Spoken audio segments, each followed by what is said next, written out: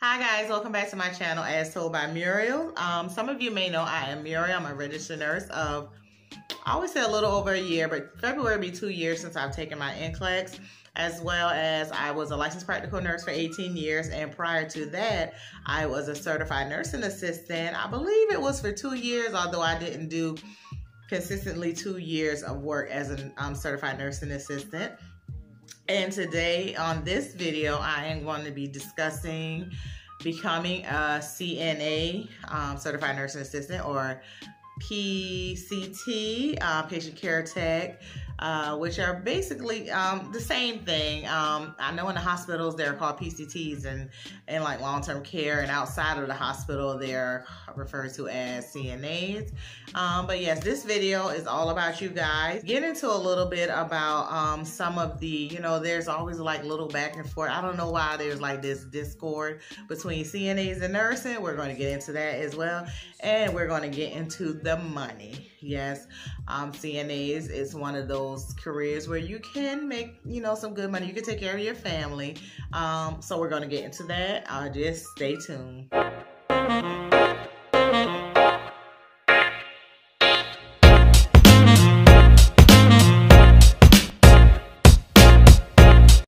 Okay guys, first I want to say I apologize for being gone so long. I'm doing better than I used to do. It used to be like a month, a month and a half between videos. I think this video is like 18 days out from the last one. So I'm trying to do a little better. And also guys, I got a new setup. Well, not a new setup, but I brought it downstairs. I came out of my regular setup so that I can have my Christmas tree in the background since it is the holiday season and I have my tree up. So just want to give you guys a little bit of decor in my videos. Another thing, because normally I've been trying to come on here with my little makeup on, but I just didn't have time to do my makeup. But have you guys been experiencing this? This is from these masks. I hear a lot of people talk about like mask acne and all that. Well, this is what has happened to me from wearing masks. Like, first it was this little thing, and I have my skin is sensitive, and it just started out like little itches, like it would itch. So I would try to make sure I moisturize real good before I wear the mask, y'all, but this mask is really tearing my skin up. As far as aesthetics, I just didn't have the patience to do any makeup tonight, so we just got to keep rolling. So let me give you just a little bit of background. I worked as a CNA. I believe I got licensed. I'm certified as a CNA in 1997. At that time, CNAs were making, in the state that I am in, I believe I was being paid like $4.45 an hour as a CNA. And at that time, I believe minimum wage was like $4.30. I mean, times were different back then. Like a gallon of gas back then was like 87 cents a gallon. So, just to put into perspective, $4.45 isn't a lot of money. But, we were making it happen back then. Back then, you could rent an apartment for $350. So, just to put it relative to the time. But yeah, I think I started out making like $4.45 as a CNA. I made it my full-time job. That's when I first got into the healthcare field, because if you watch my prior videos, you'll know that I never wanted to enter healthcare. Like, it wasn't something that, I'm not one of those nurses who will say, oh, I've always wanted to do this. This has been my passion. No, it wasn't my passion. I didn't even know anything about it. I don't even know how I found out about the CNA course. CNA's job basically are to provide patients with assistance with their ADLs, or if they're not able, if it's not assistance, but to complete the ADLs for patients. ADLs include things such as bathing, grooming, feeding, toileting. I think that just about covers. So basically, I primarily work in the long-term care setting, and the CNAs in the long-term care setting, they're the ones who get the patients bathed in the mornings or evenings or nights. They're the ones that dress the patients, brush their teeth, do their hair, make sure they, if there are patients who are not able to feed themselves, they feed the patients. If they're If they're able to use the bathroom, they assist them with going to the toilet. If they're incontinent, they assist them with as far as keeping them clean and dry. When they have an incontinent episode, they keep them turned and repositioned in the beds. And they also document the care that they give on a daily basis, and they report things that they see, any changes they may notice in a patient. They report it to the nurse if it's something that a nurse, because, at times, I always say CNA or patient care tech is more steady in a patient's life than a nurse, because 9 times out of 10, that CNA is going to have more hands-on time with a patient than a nurse will. 9 times out of 10, that CNA may be more permanent on that floor than a particular nurse will. Even though CNAs get transferred around from floor to floor, normally if you're a seasoned CNA, if you've been with the company for a while, you sometimes get a permanent floor. You very rarely get moved off that floor. They try. I know back in the day they tried harder to have consistency, continuity of care for patients. So they try to have the same nurse, the same patient working with that as much as possible, because normally the CNAs are really the first ones to notice a decline in a patient's like ADL status or sometimes different things. They're the first ones to notice it. Now, as far as going to school to become a CNA, there are so many different ways. I don't even know all the ways, because from what I was told, the way I did it, like back in the day, I just got the book and studied and took the test. That is no longer allowed from what I'm told. You actually have to take a course and complete it in order to become a CNA. I know there are multiple ways to take a course. I know here where I am, there are people who have like private schools who they do a course. I know there's this lady here who does a 13-day course. I believe it's a Monday through Friday or Monday through Saturday. And at the end of the 13th day, she either administers the state test, or she takes you to where it's being administered. I think the cost of her course is like $1,000. There's as with most things dealing with healthcare, there is a there's written work that you learn, and there's a skills portion that you learn. And with the skills, as far as with CNAs, you are taught things like how to turn and reposition a patient, how to collect vital signs, how to feed a patient, things dealing with like their ADL care, how to take care of things such as their eyeglasses, how to help them with grooming, how to dress a patient who has, hemiparalysis, paralysis, or weakness on one side of the body, and how to transfer a patient. There are schools who, I know like the technical college here has a course that does CNA training, as well as, let me think of what other type of school. Also, some nursing home facilities have programs where they train CNAs at no cost. You'll come to the facility and you'll get trained as a CNA, and the facility will either test you themselves or take you to get tested. They'll let you work for a little while as like a CNA in training, and once you test and once you pass, they'll offer you employment at their facility. While you're a CNA in training, you are not making the pay that a certified CNA will make. They'll pay you as a CNA in training, and while you won't make what a CNA who's certified will make, once you take the course and you pass, they'll increase your pay to where you're making what the CNA makes. As far as patient care techs, from what I have seen, they are primarily in hospitals. A lot of them get trained in the hospital. The hospitals themselves have like training courses, but as well as learning things such as ADLs, patient care techs in hospitals, they become like patient care tech 1, patient care tech 2, because they learn things like phlebotomy. They learn things like reading EKG strips, learn how to collect blood sugars. I believe they're also learning how to insert Foley catheters. I'm not sure on that, but I believe they go a little further than just CNA ADLs. They take it a step further and they become patient care tech 1, patient care tech 2, and they make a little more than someone who's a certified nursing assistant.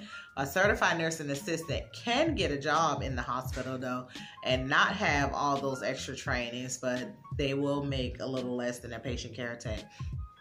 Okay, let's talk about the discord between nurses and CNAs. Now, I can remember when I was a CNA,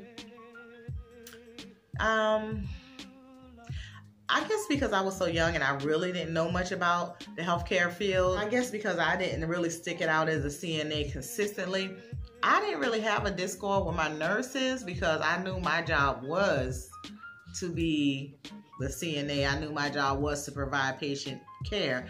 I didn't really know what the nurses were doing other than passing meds. Like, I didn't know about the paperwork or none of that for nursing. Like, you know, even though I was a CNA, I still had really no interest in becoming a nurse in the beginning. And so I didn't really have discord with them, but I used to get discouraged with the whole administration when we were short. I remember one day coming into work, it was on the rehab floor. I think there were like 20 patients, 21 patients. I was the only CNA on the floor. They couldn't pull a CNA from anywhere else because everywhere else in the building was short. And I was responsible for ADLs for all 20 of those patients. Now, I was young, so, you know, standing my ground and saying what I'm not going to do and I'm going to do, it just never occurred to me. I was just like, oh, I'm short. I got to get these patients done.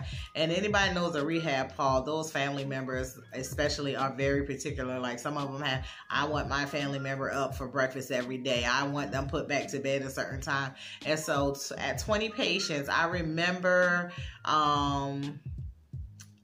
there were a few patients that therapy would get bathed because they were working with them. And so they bathed out of those 20 patients, they bathed about 4 patients. And then people came out of other departments and did a couple baths. But I think in total, it was like maybe 6 or 7 baths that someone had done for me. And I still was left with like 13 or 14 baths to do on a 7 to 3 shift. Y'all know that is a lot. And I was getting it done. Like, I was getting it done, getting people on the toilet, stuff like that. I did the best that I could. I think that really discouraged me a lot when I was a CNA, that particular shift. Because I think after that I left and I went and worked in the gas station. Eventually, I think I did go back to it. Like I say, it's anything in healthcare, especially anything with nursing assistant and all that.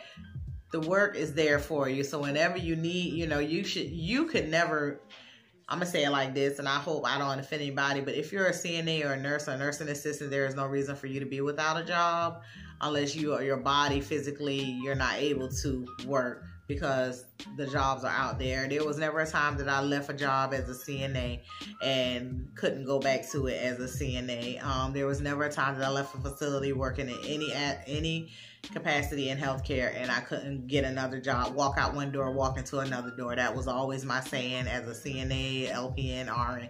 You can walk out one door, walk into another door.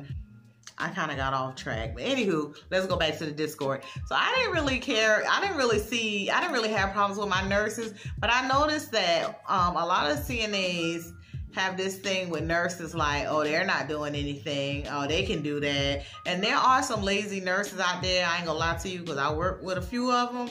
You know, there are some lazy behind nurses out there. Like, they will stand right up under a light and won't even answer the bell. They'll go in the patient room and the patient will say, can I have a cup of water? And they'll go to the CNA and be like, hey, can you go take so-and-so a cup of water? There are some lazy nurses out there.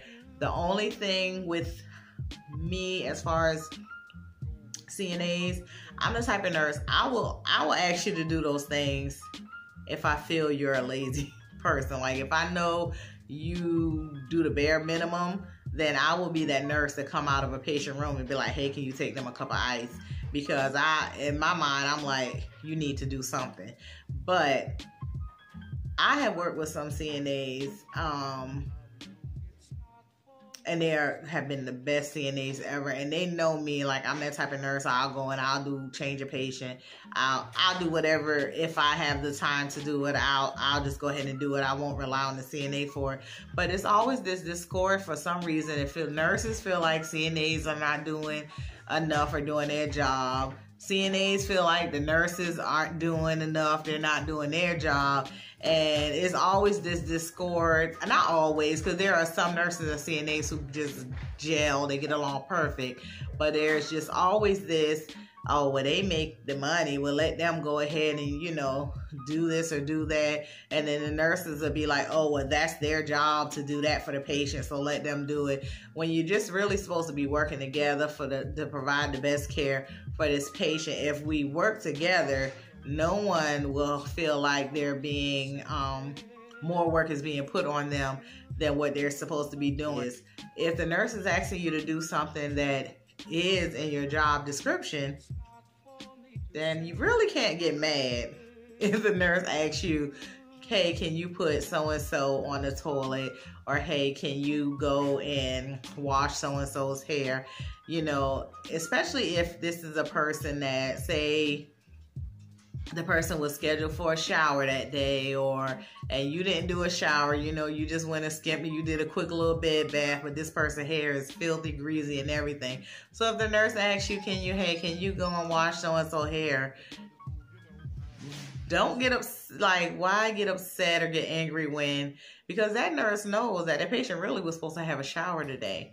You got by with doing a bed bath. At least get the grease out of this patient's hair, you know. And as well as, you know, nurses, if you walk out of a patient's room, if you go in a patient room and all they want is a cup of water, it won't kill you to go get a cup of ice water. It's less than 2 minutes to go run, get a cup of ice water and bring it back. So I think the thing that's discord with nursing and CNAs is they each feel like the other is not doing their job. And like I said, if we just work together, everything will run smooth. Yeah, that's kind of all I can say on that. Hopefully you can take it for what it is. Maybe some people will just, you know, sit back and think about it. Like, hey, yeah, well, I can't, you know, I might be upset, but that is in my job description. It's not like the nurse is asking me to do something outside of my duties. Okay. Now let's talk about, what else I said? Oh, let's talk about the money. Now this is what I discussed with someone I was working with. She was a CNA. This is about a month ago. I was on my travel assignment. And she was telling me, you know, how she works her, I think she do 3 12-hour shifts. And she said she come in on her day off to help them out. And when she came in, she got stuck working short. And so I asked her, I was like, were they paying you a bonus to come in? She was like, no, but you know, this is overtime for me and I need the overtime, you know, blah, blah, blah. And I was like, girl, let me tell you, and I'm going to tell y'all out there, CNAs out there, let me tell y'all, because somebody had hit me to the game, so I'm going to hit y'all to the game. These jobs will call you on your day off. They will harass you. They will keep texting you. They will beg you, plead, and all that. And you to shut them down. I know you're getting your overtime and you want your overtime. But let me tell you, on top of that overtime, if they ask you to come in for 8 hours, tell them, sure, I need to get paid for 12. If they ask you to come in for 12 hours, oh, okay, I can do it. But if you pay me for 16, like, get your money, okay? That's some back-breaking work. I'm not coming in. First of all, you're coming in on your day off. They probably done beg you. Now this is if you didn't sign up for it, because I used to do that. I used to just sign up for like overtime or whatever. I don't sign up for overtime no more, because I'm going, if you ask me to come to work, I'm asking for some extra money.